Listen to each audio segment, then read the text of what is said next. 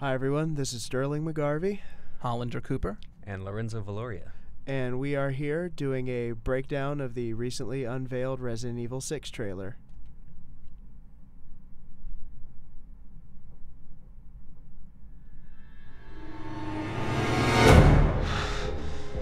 Alright, there's our hero, or one of them at least.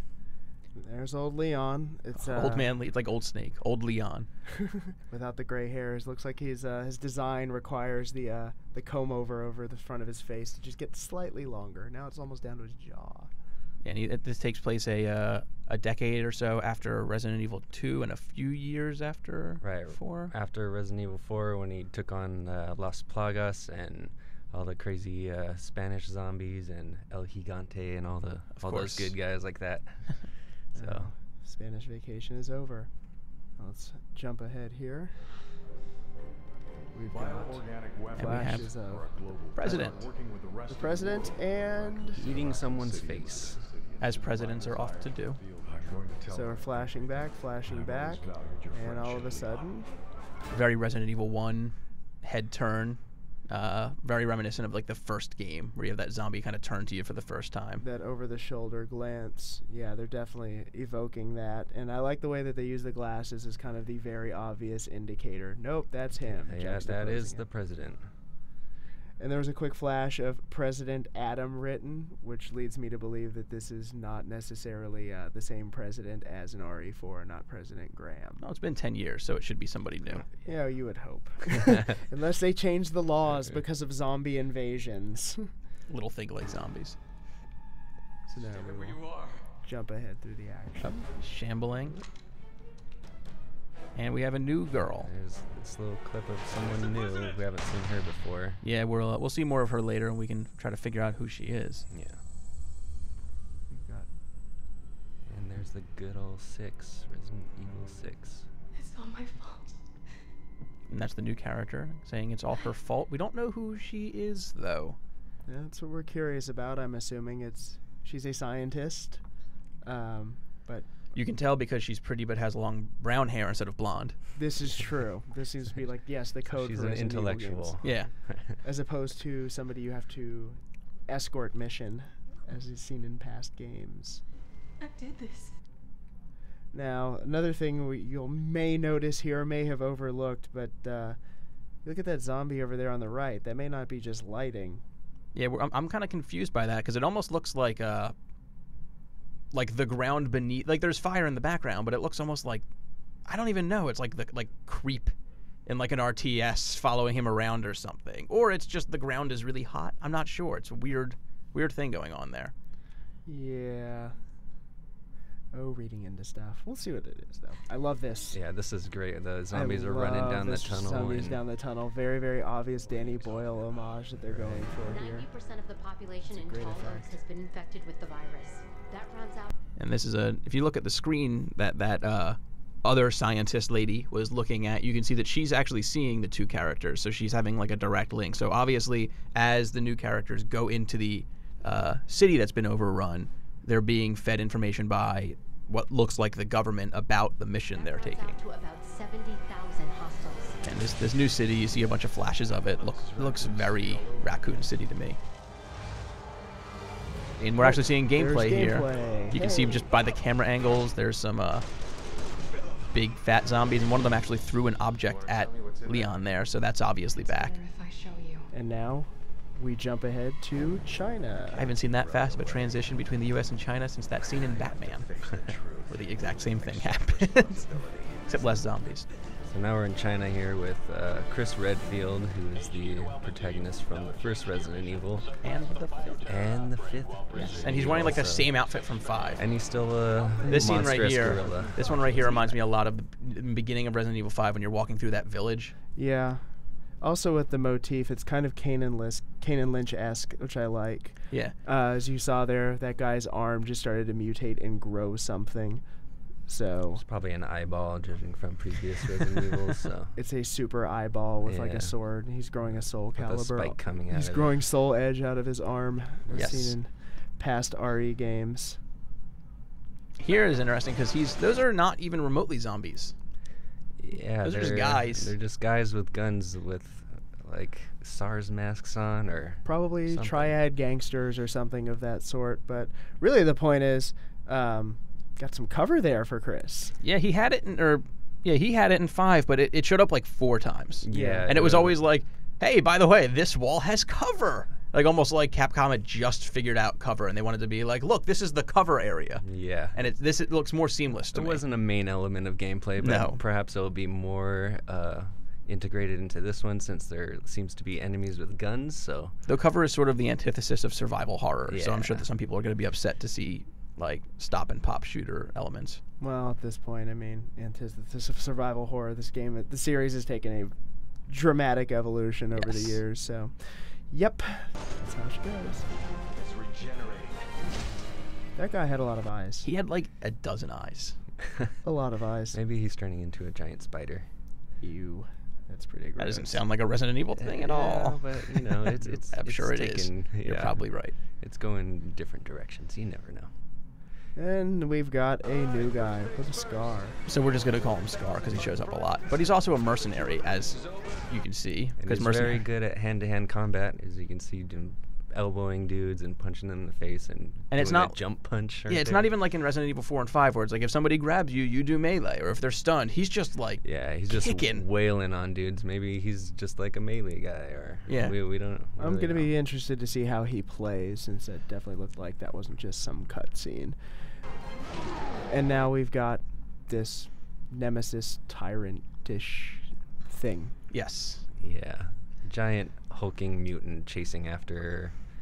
He's probably invulnerable somehow, of course. And you just gotta run away. So another element of gameplay that they're probably adding to 6 here. Yeah. Oh, that looks like something on his arm now that we've zoomed out a little bit, frame by frame. You know, he's not Chainsaw Guy. Giant gun. And then later we'll see again, it kind of looks like it's almost a do-anything weapon. Yeah. Yep, lo and behold. Oh, who is this young lady to the right of Scar, mercenary guy? Well, judging by the voice, it kind of sounds like Ashley from Resident Evil 4, who was the president's daughter who you had to rescue. And I remember you could get her in a full suit of armor and stuff with the bonus. Yeah, she definitely looks also a little bit like that. Has the same hair color. Has a lot of and the voice. Yeah. As soon as you hear it, you'll be like, oh, that voice. It's a little bit squeaky. And it brings back memories. Both good and bad. Yeah, depending what kind of memories you have about her. Yep. All right, this guy, this is the same guy from earlier, the weird monster guy. I have a theory that I'm pretty sure is wrong, but I think that is Leon. If you look at his hair, it doesn't look like he's balding. It looks like it's uneven, like it's kind of falling out. And he has the part, like the same Leon part going on. And this is in the sections with Scar and probably Ashley. So it makes sense why Ashley would have to do with the Leon plot. And it may be in the future where he somehow gets infected and turns into a giant monster. So my shot in the dark. All right, that's quite a shot, because I was gonna say I'm gonna go for my really wild shot in the dark, and I'm totally pulling this out of my butt. Hulk Hogan? Like, no, actually, Bane. even though he was kicked into a volcano, what if somebody pulled spoilers? What if somebody pulled Wesker's hulking volcanic ashes out, or his DNA, and tried to resurrect Wesker as some sort of large tyrant-like creature? Capcom said they were done with him. Yeah, up until Marvel vs. Capcom 3, right? They also said that they were done with this plot line in general. So obviously they've gone back on some of the things they were done with. Yeah, well, we'll see about that. Maybe both of us are wrong. Who knows? It's going to be Hulk Hogan. It's totes Hulk Hogan. Much better off as a mercenary.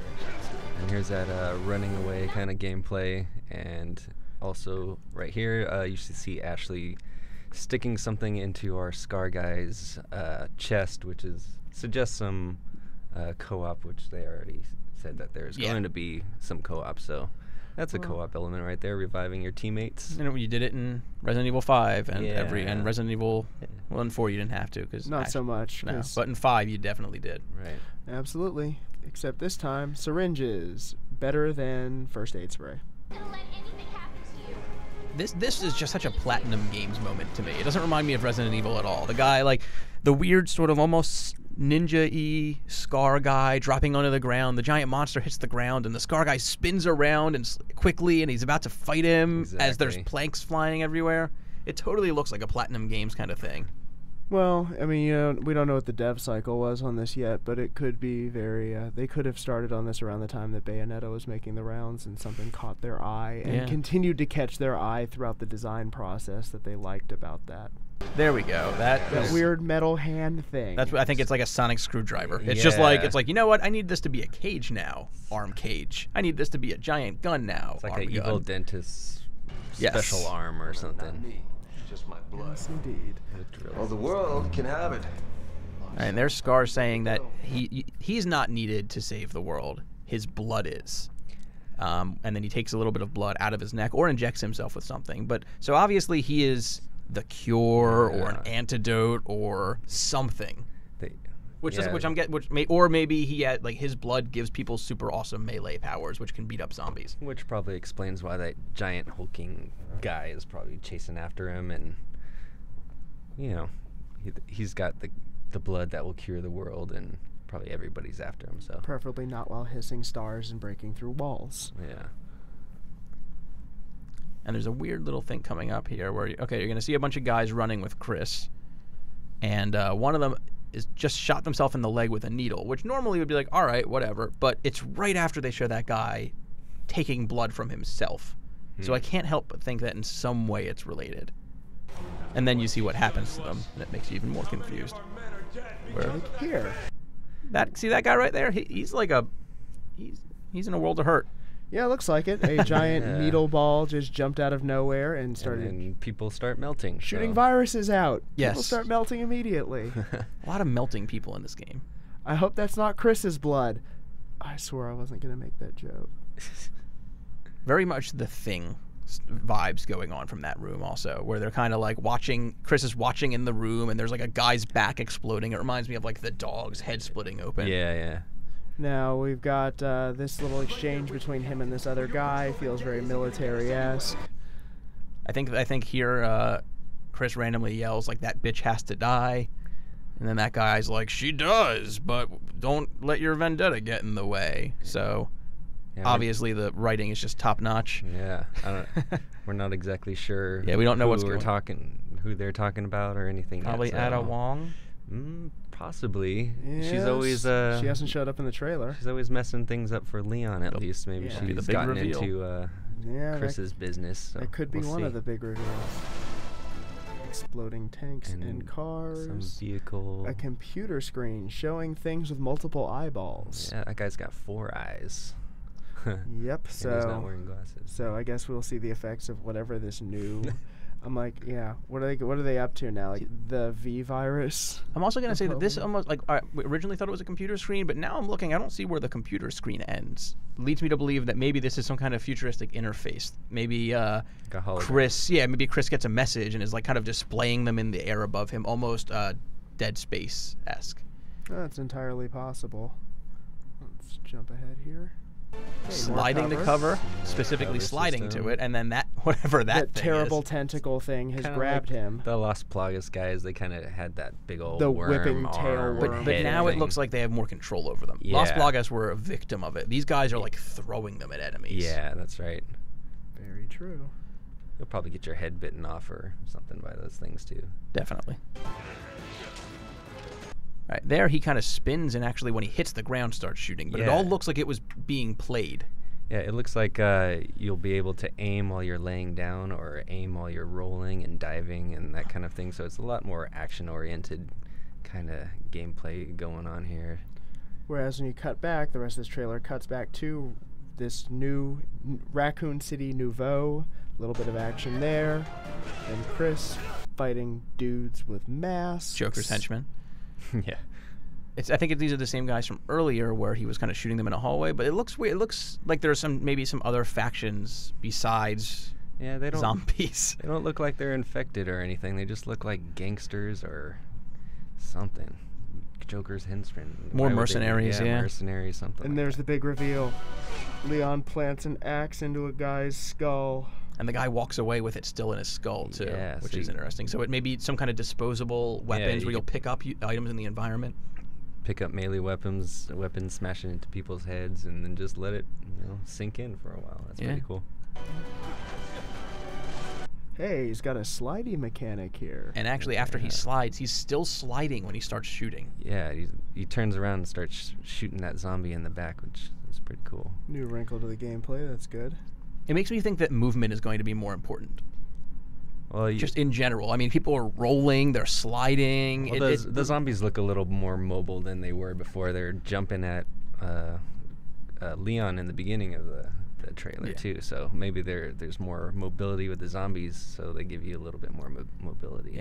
Then we've got guy turning into strange mud zombie creature in a very quick flash. This is the part where it just gets like jump cut, jump cut, jump cut, jump cut, jump cut. But there's still, I mean, this trailer was so well put together, because like even this little scene here where there's a guy's hand with blood on it and part of a jacket, if you look back, that's Ashley's jacket. She's wearing that kind of white fur cuffed. But you don't know if that's her gloves, because I don't remember her wearing those kind of fingerless gloves. So that could be somebody else finding her jacket, or her being injured, or something. And those fingers look kind of mannish. So. Yeah. Scar riding a motorcycle. He's just Dante. Yeah. Let's just get that out of the way. He just shaved his head. All right. And then on a chopper. Exploding helicopters. There's some guy barfing on somebody, which is pretty gross. But it also shows how like strong the graphical fidelity is. Like he's not even barfing as an attack. He's just kind of attacking, and like fluid is flying out of his mouth as he goes. I don't know how infectious that is versus spitting out little parasites. There's Leon fighting some sort of, I don't know what, split head creature. But it's in a church, it looks like. There was like some cathedral thing. Yeah, cathedral vibe going on. Well, there was a lot of head splitting in RE4, and 5. Maybe you go back to there's just a lot Spain. of that going on too. Yeah.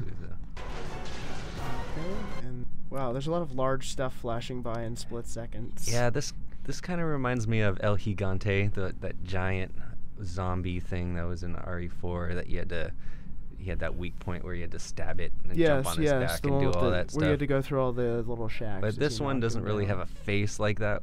The old guy did. He kind of has like an open face. Yeah, he's a lot bigger. We haven't seen the entirety of its face yet, because this is like a millisecond of clip, unfortunately. You do see his face in like 2 seconds. Yeah. Kind of. Chris has a migraine. Yeah, he's very pained by this. That thing was emerging from something for about half a second. Can't tell if they're underwater or not. I thought they were at first, but now it could be either underwater or glass. Yeah, they might be falling off a cliff or something. That's what I'm thinking. Yeah. And then we get to Magical 6. Which is kind of spiderwebby, lending credence to the possible spider monsters. Yeah, spider monsters. You heard it here first from Lorenzo. Games Radar. Speculating on those. Anyway, thanks for watching, and stay tuned to GamesRadar.com for more on Resident Evil 6.